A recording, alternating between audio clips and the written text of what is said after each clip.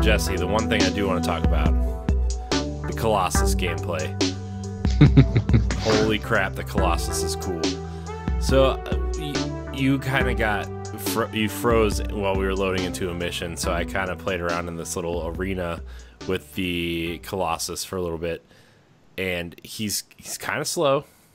You know, I'm not gonna lie, the Colossus is kind of slow, but the one cool thing is like it has this shield that can take a lot of damage, and you just press B. Like the Ranger has the dodge evade thing, but the Colossus has the shield that pops up when you press B on Xbox. I can't remember what it is on PlayStation, but like when you pop it up, and the coolest thing is like if you're flying into an ambush, you can pop that shield while you're flying and fly with the shield in front of you.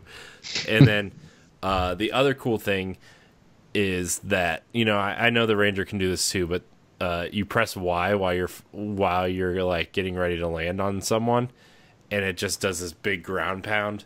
And I know the Ranger has that shock stick, but the area of effect damage of this melee damage is just hilariously large.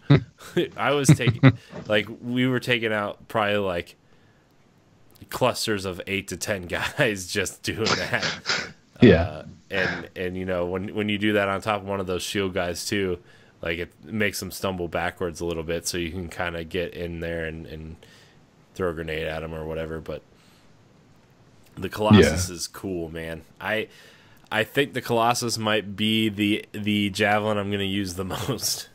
Yeah.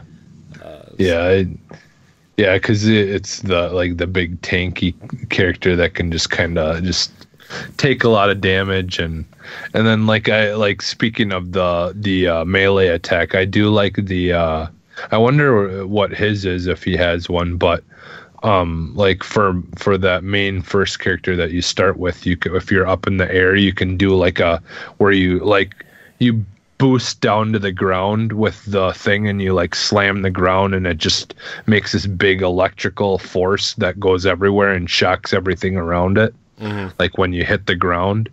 And I wonder if that character has something like that, where you can do one from up in the air and slam down onto the ground. Yeah. I don't know. I don't know. We'll have to find that kind of stuff out eventually, but yeah. And then you unlocked another Javelin when we were finishing up before we started recording this show. Yeah. Which one did you go with? I forget. The Interceptor? Yeah, the Interceptor. So it's supposed to be like the super agile, like really fast. It said that I think it has like a much more powerful close range, you know, melee attacks. It's supposed to have super powerful melee attack, I think. Yeah. And then it also said something about just being able to take out multiple enemies really fast or something like that. Yeah. So yeah, well, I'm not quite sure, but I know its super is it becomes invulnerable and can take out a bunch of guys with quick dashes. So